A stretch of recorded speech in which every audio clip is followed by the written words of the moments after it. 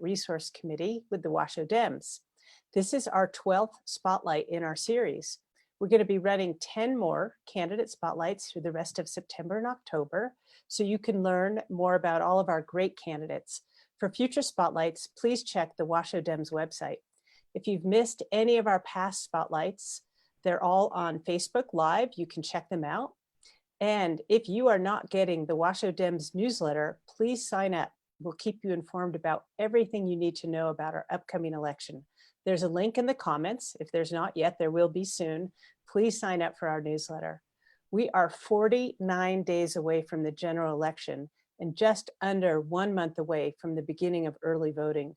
We could use your help. Kathleen could use your help. All of our candidates need your help. Please sign up to volunteer. I want to thank everybody on our candidate resource team who's working tirelessly to put these spotlights on. Sarah is the one who came up with this great idea. In COVID, we knew we couldn't have house parties, so thank you, Sarah. Massimo, Tina, Tracy, John, and Alan. We have a big team, and it's really been great. To our viewers, thank you for being here on our Facebook Live. Please share this event now on your Facebook page. We need to make sure that everybody learns about Kathleen Sigurdson. Who presides over our courts really matters, and we need progressive voices like Kathleen's on the bench. We ask that you please be respectful with your comments. Any inappropriate language or disrespectful comments will be deleted. Please put any questions that you have for Kathleen in the comment section. The Washoe Dems are committed to electing great candidates like Kathleen and making sure that Joe Biden and Kamala Harris win in November. While we wait for more people to join us, we want you to learn some things you might not know about Kathleen. Kathleen, I know that you love animals. How many pets do you have now? I have 1 cat, 1 dog, and 3 horses. Love the furry critters. And I think you've had more in the past, yeah? I have. I used to have 2 cats. Both the cats I got were adopted, so they were older. And same with the dogs. I got a bonded pair from the Fallon Animal Shelter, and they were 7 and 10. And so the older one passed in April, but we still have the younger one. So we're just delighted to have them. They're just great, great companions. Awesome. Yeah. And I know that your mom is on your campaign team. Tell us a little bit about your mom and how is she helping you on the campaign trail? Oh my gosh, my mom is 92 years old and wow. She's still getting after it. She's barely slowed down at all. She broke her foot a couple years ago and that has slowed her down, but otherwise, man, she still gets after it. You wouldn't know. She has just been an emotional support, of course, you know, and just a wonderful lady. She's very involved in her church. And her church has been very supportive of me, and I appreciate that. And that's all because Mom has been given so much to the church over all these years. So it's wonderful that she's still here to help me and support me, and it's been a great contribution. Yeah, that's wonderful. So glad she's around and helping. I hope she gets to watch you tonight. Absolutely, that's the game plan. So yes, that's great. Hi, Kathleen's mom, if you're out there, welcome. Thanks for helping out. So Kathleen, tell us what made you decide to run for a judge? You've got a great job as a lawyer. What made you decide to run this session? Thank you. You're absolutely right. I have a great job. I work as a solo practitioner and I have the best staff in the world and I have wonderful clients. But I've always been focused on giving back to the community, helping people and the community people around me. So this has been something that's been on my mind for a long time. It's not a sudden decision. It's something I've talked to judges over the years about what they liked, didn't like about their jobs. And I thought this was a good way to use all of my training and give back to the community. Mm-hmm. Tell us a little bit more about your background and what's going to make you a good judge. Thank you. My path to law was not a traditional one. So let's kind of start there in that when I was very young, I was 11 years old, my sister and my parents were in a horrific car crash that left my sister with severe brain damage and paralyzed. She lived the bulk of the rest of her life in a wheelchair. She had to learn to feed herself. She had to learn to talk all over again. She had to learn everything that most of us take for granted. But living through that as a family, it taught me how we have to work together. None of us can do it on our own. We're all here as a human race, and it's a community. It does take a village. Sure does. Because my family's been involved in the church really stepped up and helped our family a lot. I mean, simple things like bringing over a casserole was a big thing for us. Louise took a lot of need. She would fall a lot because she thought she could get up and walk. She would forget that she couldn't. And then she would fall and she'd hit her head and we'd go to the hospital and she'd get stitches. So it was a big experience. I mean, I can't even begin to tell everything, but it certainly had a big impact on all of us, and it shaped our lives and changed our lives. And I want to use that experience for the better, to help people in situations that they didn't want to be in, but they find themselves in, and I want to help them get through it. I want to view the people in my courtroom not as victims or as criminals, but rather people in situations, and I want to help them find the right path to a better situation. I love So that that. would be my goal. That's great. That's great. So Kathleen, I'm gonna make a confession here. All right. When it's time to pick judges, I almost never know who to vote for. And I call my lawyer friends and I say, okay, who should I vote for? And I think that's true of so many people. And even on our slate card, the judges are on the back. So I pray that they'll turn over the slate card to see you guys. But why does it matter who presides over our courts? Tell us a little bit about that, why it's so important. Absolutely. I think, because I used to do the same thing before as a lawyer, because this is a second career for me. I didn't go to law school till I was 35. So I graduated when I was 38. Wow. I know. It's been over 20 years. It boggles my mind. Good on you. It's been a great ride. But anyway, I did the same thing. I used to call my lawyer friends and say, who do we pick? So it's very important because the lawyers present cases to the court and the judges decide those. But it all starts with our legislature. We all think the legislature is such a big decision, and it is, without a doubt. They write the laws. Right. Then it comes to a court to interpret the laws on each and every case. So you take the laws, that the judge will take the law and then take the facts of each individual case and apply them together to come out with a judgment or a result. So it's very important who sits on the bench, because the judges interpret the laws. So the legislation writes them, and then the judges interpret them. Right. And I think the Democrats hasn't been nearly as good as the Republicans about making sure we get great folks on the courts that represent our views. So I'm so happy you're running. Well, I know more about your background, and we need to work hard to get Kathleen on the court, because you're going to learn a lot about her tonight. So what types of cases would you preside over as Washoe County's Department 10 court judge? Department 10 is a general jurisdiction court, so I would hear everything except family law matters. So everything from criminal, civil, contract issue, landlord-tenant issue, everything except family, because family has its own special court, and those people are specially trained to deal with family law issues, child custody, divorce, whatever it might be. But any family issue is outside of our jurisdiction, but we're a general jurisdiction, so everything else. Okay, super. And how does your background as a lawyer prepare you, and the type of law that you're practicing in your private practice prepare you to become a county court judge?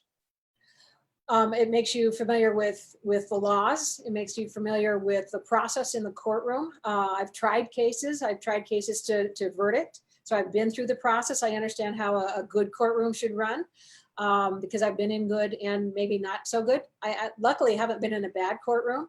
The trials have gone smoothly. The jury, the picking of the jury has gone well, and all of that is going to change now in light of COVID.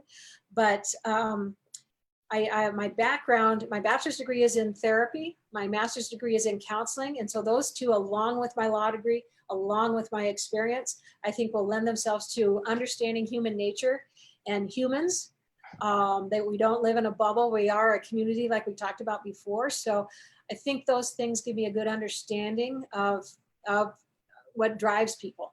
And hopefully I can help them get onto a better path with that knowledge and with that understanding. Awesome. And do you specialize in any particular type of law, Kathleen? Yeah, my practice, I focus on personal injury and workers' comp, people with injuries and disabilities. Mm-hmm. Okay, great.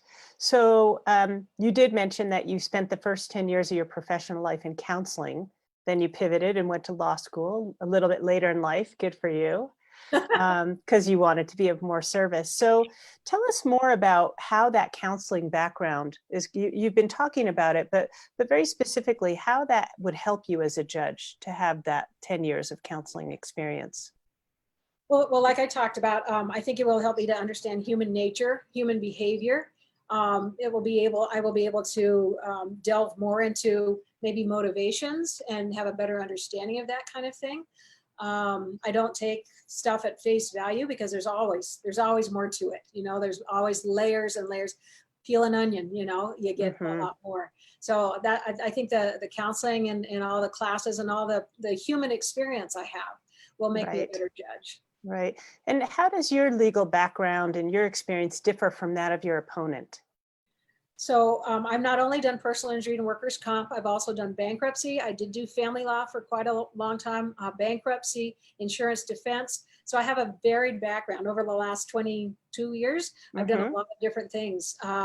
Whereas Judge Sattler has focused mainly on, he spent most of his time at the district attorney's office, and then he became a judge. So he's been a government employee, if you will, through the bulk of his career. I've run a private practice now since 2002. So not only do I deal with the clients, I have to deal with my staff, I have to do budgets, write checks, a lot of things that a government employee simply doesn't do. But having those experiences, again, gives me a better understanding of what people are doing out in the real world, how they have to feed their families, how they have to make ends meet. Because I had to make ends meet, not only myself personally, but also at the office. Right, right. That's great. So on your website, I love that you talk about the symbolism of Lady Justice.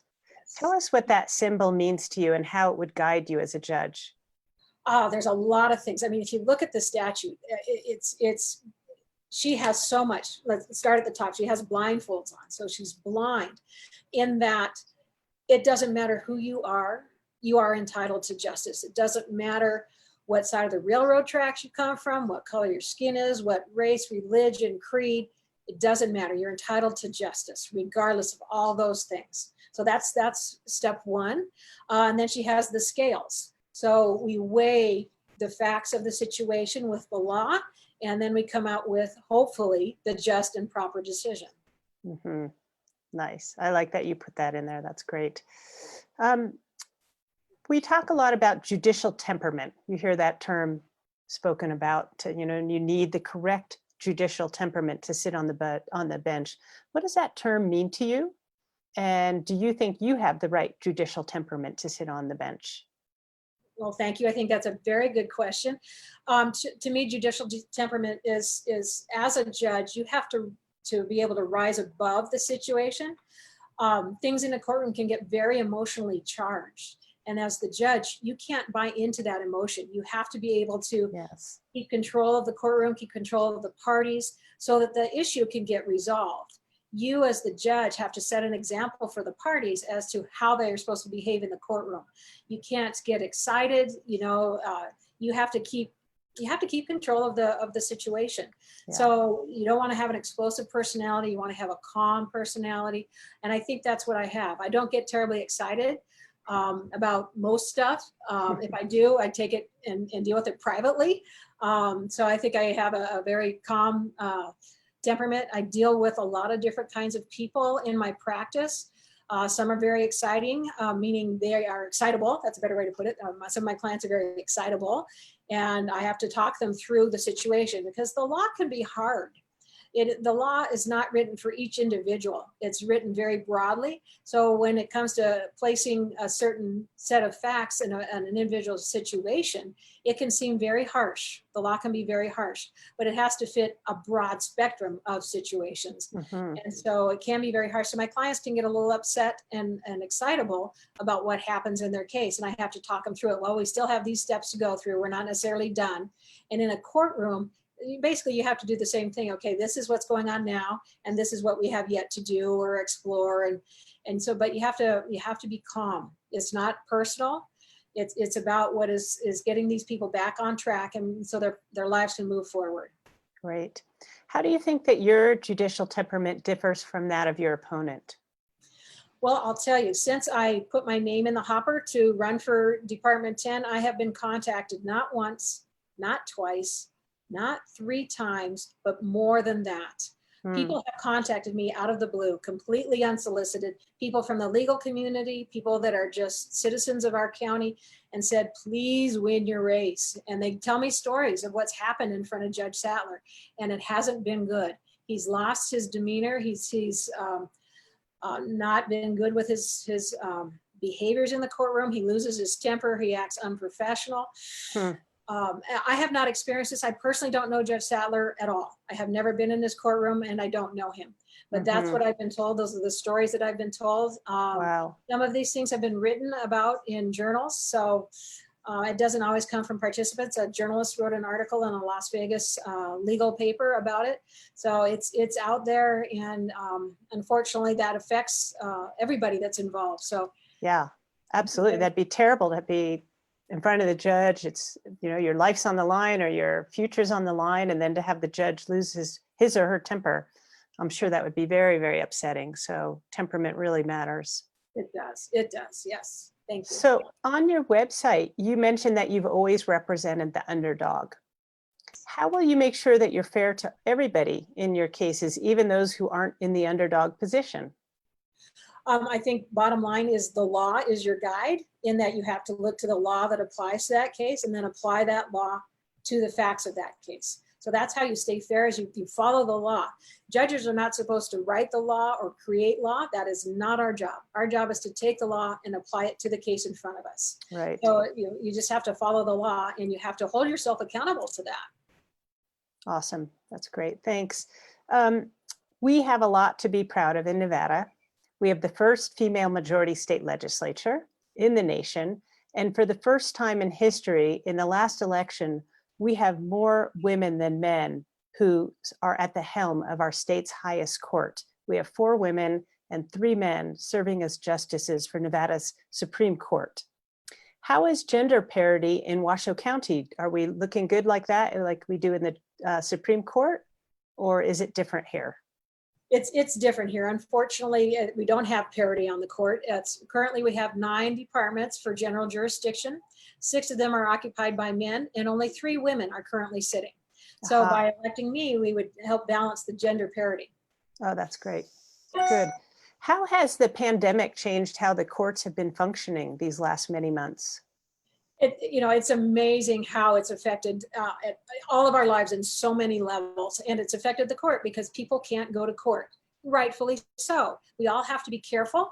The courtroom, it's hard. It would be very difficult to maintain social distancing in the old style of the courtroom. The jurors, when we would arrive for jury selection, the jurors would be lined up around the outside of the courtroom and down the block, because a lot of times you would be picking for more than one trial. So there would be hundreds of people showing up for jury duty, and then they all go in a room and they sit there. And again, the room isn't terribly big, but it's housing a lot of people. So I think there are ways we can get around that. I think one of the ways would be to in the courtroom itself, there's a jury box, but instead of seating the jury in the jury box, seat them in the gallery where people come and watch.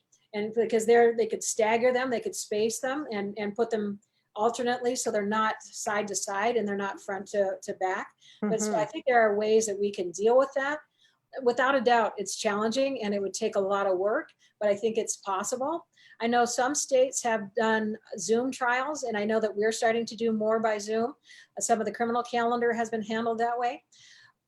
In Texas, there was a Zoom trial, and unfortunately, one of the jurors got up and left in the middle of the trial to deal with something personal that was going on in his household. And so he missed a whole chunk of evidence. So they had to start the trial all over again. Wow. So that would be a problem with Zoom. So that would have to be addressed so that didn't happen. But we have possibilities, and it's really, really tough. We have to obviously maintain everybody's health and well-being. That's number one priority. But the effect of COVID has been that it's been slow. Civil cases are not being heard yet in Washoe County, so they're on the back burner. The workers' comp cases I've had, everything has been by Zoom, which is nice because they're administrative trials, meaning you argue in front of the judge, you don't have a jury. But my civil cases have not gone forward. We're still doing everything you do, getting ready for a trial. You have depositions and so forth. You can do that by Zoom. but we're not seating juries at this point for civil cases. And I understand. I totally understand. I have a 92-year-old mom. She's a high risk. My husband at home, my partner in life, he has heart condition. So I do everything I can to stay safe. We're not in the same room, you and I. Right. And that's for a reason. So Right. we're both being safe. Yes. Exactly. Exactly. So I think that you wrote an article about some ideas that you have on how we can resume court safely. Is Yes, that right? I did. Yeah, and that was an op-ed that was published in the Reno Gazette Journal. And it was also just recently published in the Nevada Justice Association Advocate magazine. So I'm very tickled that it got published twice. So that's wonderful. But it kind of goes over what I just talked about: seating in the gallery versus in the jury box. It spread everybody out, and they can also arrive in staggered as opposed to all at the same time. That would be another way to keep us separate, if you will. Right. Sounds like you've got really thought this through. That's great. Adam, if you're out there, can you please drop a link to that article in case folks want to take a look at that? So here's a big question. In regards to social and racial justice within the courts, what ideas do you have to make sure our legal systems are fair and just, and maybe some people would say they're not quite fair and just right now? So how do we improve in that area? Tough question. I think like we just talked about with Lady Justice, we have to approach it. Every case needs to be adjudicated fairly and without regard to race or creed or religion. So we have to put our blinders on in that it doesn't matter what race we are. We have to look at it that way. And I think if and when something that is charged comes before the court, we have to be ready for that extra electricity that comes up. And again, that's going to depend on the judge taking control of the situation. So I think that would be very important to do. And it might be important to keep spectators out. Unfortunately, it doesn't mean that we couldn't have cameras so that they could see what's going on, but we would have to be very careful about getting too much electricity and too much excitement going on. We see what's going on in other cities, and we don't need to encourage that. We don't need that here in Washoe County. We need to keep everybody safe on multiple levels. Yeah. And what about cash? I hear the word cash bail a lot of times, and people end up in jail because they don't have the money to pay their bail. And what are your thoughts about that? And how do we make that more fair? I love that question because it is a very big inequity in our current system that we're a bail system. So if you don't have money in the bank, if you are living paycheck to paycheck, you don't have that bail money to get out. So I'm a big proponent of community service. There's stuff around the city that needs to be done. Simple stuff like picking up trash, sweeping the sidewalks, fixing things, replacing light bulbs. There's all kinds of community service that can be done. Working at the food bank. I mean, there's just tons and tons of options that community service could use people. So we could keep track of their hours, and that way they could pay it off through community service versus actual money. Some people have a hard time putting the money together, and I totally get that. Yeah. Right. So your opponent has sat in this seat since, I think, 2013. How would you rule differently than him, and why should voters back you in this election? For all the things that we've talked about already, multiple reasons why they should. I am very unlikely to lose my temper in the courtroom. That's just not my style. I would leave the courtroom more likely than lose my temper in the courtroom, and then come back when I can get myself together. And sometimes things just happen in a courtroom. It happens fast, and it's natural. Because it's a charged situation. So that would be a big thing is my judicial temperament, I think, would be very, very different from Judge Sattler's based on what I've heard. Again, I don't know him. I've not been in his courtroom, but it's hasn't been portrayed in a favorable light. So that's a big one. As far as his rulings, I am not going to try and second guess. I haven't heard all the evidence on any issue. I've never sat in his courtroom, so I don't know. I would not venture to say I would do this on this case and that on that case, because I haven't heard the evidence. That wouldn't be fair. But clearly, he's been overturned a great deal by our Supreme Court. So I think maybe an analysis of the law at a more depth would probably be needed. Yeah. That would be That's neat. that's very telling that many of his cases have been overturned. Yeah. Yeah. So for those of you who are watching, if you have some questions for Kathleen, please go ahead and write those into our comments. We did get a couple of questions that came in ahead of time, so I'll ask those, but please do put in any questions that you have for Kathleen. So we got a question, it's a little long, I'll read it, from Donna and Mike. And they said, domestic abuse is not always physical. Coercive control is an equally harmful and threatening form of domestic abuse. It can be a precursor to domestic violence, and some experts argue that it always is. Coercive control is a problem in Nevada because intimate partners and family members live with an abuser who makes them dependent, who isolates them from support, who exploit them and regulate their everyday behavior. What are your views on coercive control? I think it's very real, and I think it's very scary. I know when I was practicing in family law, I would often see it start small, just little demeaning comments, and then they get bigger and bigger, and then it does escalate into physical violence. So I know it's real. I know it exists. As a counselor, obviously, that is something that needs to be addressed, and people need to get into therapy. And like I said earlier, in my courtroom, I wouldn't see people as victims and criminals, but rather as people who need to find a better path. So if something like that came before me, which I doubt because that's more likely to be a family issue, but if it were to come before me, I would instruct the people they need to get into therapy and to reevaluate their commitment to each other if in fact they truly are. Right. So that's probably how I'd handle them, is get them into therapy individually and or as a couple if they're going to stay as a couple. They got to work through that, and they have to change their behavior patterns because it takes two to tango. The person that's being coerced needs to get out of there or do something different so that they're not being manipulated anymore.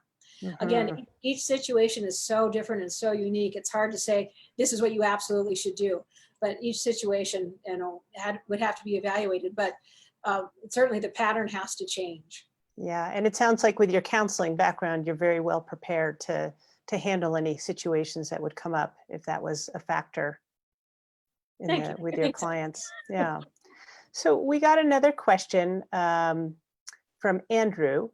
Should the district attorney stop incarcerating people for simple drug possession? Interesting question. I'm not quite sure what simple drug possession means. That's all we got for you. Sorry.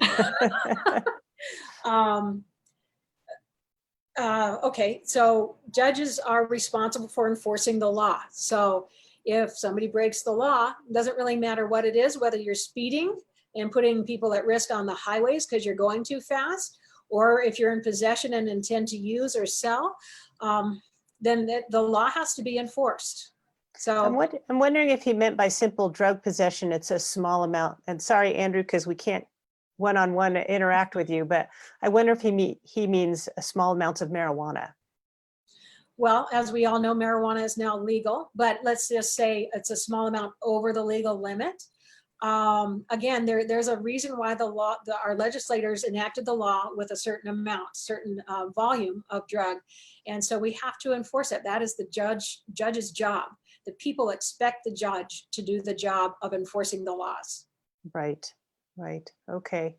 Well, Andrew, if you're out there and you want to ask a clarifying questions, please go ahead and type that into the comments. We have a question from Jennifer. What are your views about adult guardianship? Again, in my family law experience, guardianships have been just wonderful things. I think every case is unique and different. I did some guardianships when I was doing family law, and they were often for situations like I had one case where the family had been in a car accident and the parents were either disabled mentally or cognitively through brain trauma and unable to take care of the kids. So maybe grandma and grandpa could step in and take guardianship of the young ones to help raise them till mom and dad could recover and do what they needed to do. And now that I'm answering that question, then maybe the question is asking, guardians over adults. Again, it's hard to know exactly what they're driving at.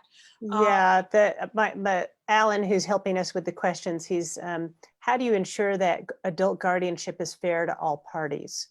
And I am thinking that they're meaning like if somebody says I need guardianship over my parent, we can only guess. And Jennifer, if you want to clarify what you meant by that, but I guess we can interpret it that way. Well, okay, I'll use my family life as an example. My mom is 92. If, God forbid, she should come to a point where she could no longer take care of herself, I would be happy to step in as her guardian to oversee her finances, to make sure she's in a healthy home environment and so forth. The family court does require an accounting, a financial accounting every year by the guardian as to show where the money is going. And elder abuse is a real and sad issue in all of the United States, not just our community. But the court system, the family court system, is set up to supervise guardians and make sure that that isn't happening. So that actually would fall within the jurisdiction of family court versus general jurisdiction. Right. And do these cases, oh, right, you just said, so they would end up in family court more than in your court. Yeah. Okay, great. We have a question from Lynn. Can people put bail on a credit card? I believe they can. Okay, great. That is all of the questions. So we'll do a little bit of closing, but we do have some more time. So if there's some more of you out there who'd like to ask additional questions, or Kathleen, did anything spark that you want to talk about going back to any of the past questions? No, I think we covered everything really well. I do want to say thank you so much for all the insightful questions. I think they were very good and very probing. I appreciate the time and effort. And thank you, Washoe Dems, for giving me the opportunity to speak to the public. Thank you all for watching and listening. If you do have any questions, please go to my website. It's Kathleen4judge.com. And 4 is the FOR, not the number 4, but Kathleen4judge.com. And just send me a note and I'd be happy to answer them. It also has my contact, my phone number at my office. Please give us a call if you have a question. I will return your call. I'd be happy to talk to you. And we do need volunteers. This is a very, running for office, who knew? It's very time consuming and it takes a lot of effort and it takes a lot of money. So if you'd like to donate, oh my gosh, thank you so much. I appreciate any donations. If you want to volunteer, we could use your help. Thank you so much. So again, go to my website, Kathleen4judge.com, and I'd be happy to talk to you and respond to any questions. If you have the time and ability to contribute both volunteer or financially, I'd be very thankful. That's great. Hey, we did get another question here. This is from Alan, and he asks, what's the biggest challenge you think you would face if you're elected judge? The biggest challenge? Yeah, what would be the hardest thing, I guess, about being a court judge in Washoe County? It would be all new, without a doubt. I like change. Obviously, I went to law school when I was 35, so change, I do change well. I find it very invigorating. So the change would be challenging, that in and of itself, because I've been self-employed for 27 years now. So I think going and working in a courtroom, I think accountability is very good. So I don't feign from that, but I think that would be challenging in that I'm accountable and have a whole panel of judges that are watching, and I'm happy to do that. So all of those things I think are challenging, and but I want to rise to the occasion and do it. I guess they must have some judge orientation when you're elected. Yes, I think so. Judge school, right? They actually do you know some of the judges that are sitting right now? I do, actually, I do. I've appeared in front of most of them, either or known them through the legal community, and actually Judge Sattler is the only one that I didn't know or haven't been in their courtroom. Yeah. Interesting. So clearly it's not personal between Judge Sattler and me. We don't know each other. But that's one of the reasons why I chose to run in his department versus the others, because I was acquainted with all of the other judges. And I did want to run against a man to help with the gender parity like we talked about. And the other judges I've either known through the legal community or appeared in their courtroom. So this is something I didn't know. So unlike districts for city council or something, you get to choose which district you'll run for. which department I'm running for. Which department?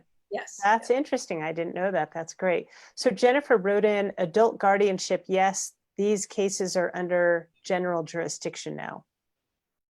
Okay, well, thank you, Jennifer. When I was practicing family, they were under family, so I appreciate that. So basically, my answer remains the same in that the court still holds the guardian accountable. They have to file annual accounting. And like I said, elder abuse is a big issue, and it's a serious issue in all of our communities. So it is something that the courts have to be aware of and sensitive to. Right, great. That looks like that's what we've got for our questions. So I do have a couple closing things I'd like to say. I know that Sarah's prompting me to remind folks that they can get yard signs. I think you just got some in. And how would people get a yard sign from you, Kathleen? Again, if you'd like the yard sign, thank you very much. I appreciate you putting that up. Go to my website, kathleenforjudge.com, and I would be happy to get you a sign. If you don't want me coming to your place, you can certainly, again, contact me, kathleenforjudge.com, and you could come by my office, but do that with prearranged time so I make sure there's the right size sign is available for you there. Don't just arrive and expect to pick it up, but I'd be happy to have you put up a sign. Thank you very much. That would be lovely. That would be great. So all of you out there, if you want to sign, judges really need help. People never know what to do. We need to make sure people see Kathleen's name. So if you'd like to volunteer, as Kathleen mentioned, you can go to her website. I'm guessing that some links have been dropped into the comments. We're going to need all hands on deck this election. We only have another 31 days before early voting starts. It's going to happen before we know it. And if you're not getting the Washoe Dems newsletter, please sign up, because so much is going to happen between now and November 4th. And we want to make sure that you're really up to date on everything that's going on. We're going to need everybody to volunteer, to make phone calls and help out, drop literature. And I know, talking to a lot of friends, a lot of people were very disappointed that they didn't step up to help out in 2016, and we ended up with Trump. And we don't want you to have regrets. So it's fun to volunteer. It's fun to get to know Kathleen and our other candidates. So please do think about volunteering. Again, only 31 days before early voting starts. And I think most of you know, but I want to make sure we're clear about this. Everybody will be mailed a absentee ballot in the mail. You do not have to request it. The post office is trying to confuse us, because they have sent out a mailing. I don't know if it's nationwide or just Nevada, but if you've gotten a notice from the post office that says you need to request an absentee ballot and you need to put a stamp on it, those are wrong. Our special session that we had with our legislature about a month ago decided that everybody will get a ballot in the mail. Those should be sent out in early October. So if you don't have it by about October 10th, you definitely want to call the registrar of voters. And again, you don't have to put a stamp on it. And if you're not comfortable putting your ballot in the mail, there's going to be over 30 drop boxes in different voting locations. So you can drop your ballot off at the early vote stations or the in-person vote stations on election day. And then there's separate drop boxes. That's all on the Washoe Dems website and the Washoe Registrar's website. So our state has it together, voting. We're very proud of that. So I want to thank everybody for attending our spotlight with Kathleen Sigurdson, who is running for District 10 County Court. Tomorrow night, we will be hosting Natha Anderson. She is running for the Nevada State Assembly, District 30. And next week, we'd love you to join us for our Get Out the Vote fundraiser. We're calling it Building the Blue Wave. It will be Monday, September 21st. We'll be joined by Senator Catherine Cortez Masto, Senator Harry Reid, and Lieutenant Governor Kate Marshall. You can go to the Washoe Dems website and find out about that and sign up for that. So let me just double check, make sure no more questions have come in. It looks like they have not.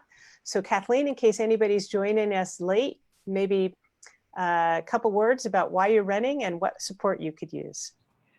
Thank you. As to support, gosh, volunteers are needed, donations are needed, whatever you can do, I would appreciate it.